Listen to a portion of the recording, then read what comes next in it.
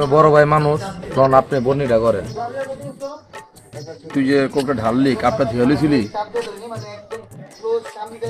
আপনি খাইবেন না তো? তুই গেছে ছেলে ব্লক, তুমি খাও। এটা কি অবস্থা? কাপ ময়লা ছিল, কতজন খাইছে, মুখ লাগাইছে। এটা আমি খামু? ভাই খাবে খারাপ দেখতেছি বিষয়টা। আরে মামা ভালো আছেন? আরে এই মামার একটু কুক দে। এলেন মা, আপনি মুরগি মানুষ নেন। ও খাও খান।